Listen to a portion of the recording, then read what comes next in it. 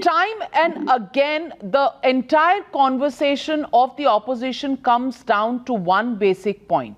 Are the Chinese inside Indian territory or have they been pushed back? And, that's exactly what they continue to keep asking the Prime Minister to clarify.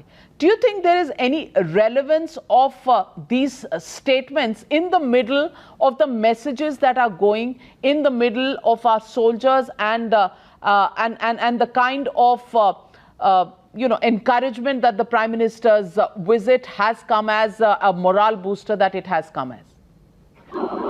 See, Navika, let me give you a tip. In future questioning with all the Congress apologists that often come on your show, you can ask them a straightforward question. Are the Chinese where they are because the Congress government of Pandit Nehru allowed them to come in that far? Or have these guys come marching in yesterday? Every book in history, every person I've met who has fought on those battles, and I am passionate about military history, and I am convinced by every yardstick that it was a right royal mess up by Pandit Nehru being unable to do a proper assessment of Chinese intent. Now, when somebody walks into your territory where the areas are not clearly demarcated, a bit you gain, a bit you lose here and there because of the movement of troops. But they've been there for donkey's years. So why is the Congress now suddenly getting very pained by seeing what has arrived here? What have they done in the last 60 years or more to try and resolve an unresolved issue? The first answer to that is that. The second thing is that at a time like this, they could learn a bit of lessons from Western democracies where they've picked up a few nuggets of information and a few issues that they keep throwing up in the garb of democratic free speech, that at a moment like this, you need to stand together and you don't have to ask your government how the situation has come to such a pass.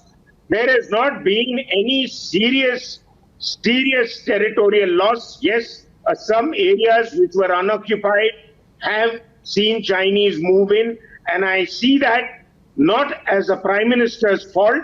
It is the damn fault of the intelligence agencies which have once again not been held accountable for the similar kind of mess up that they did during Kargil and slinkered their way out of the CCS rooms by saying, "Sahab, wo to baat piche ki hai, abhi aage ka dekho." What are they sitting and doing? There's a Kargil Review Committee report.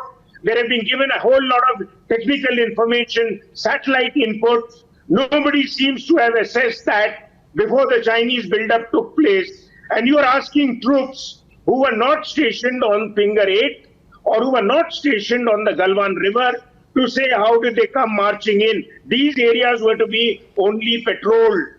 And you look at a book by Mr. Arun Shourie called Self-Deception, where Manmohan Singh's on the cover, and the congressman would do well to read that, how we continue to deceive ourselves about what the ground reality is.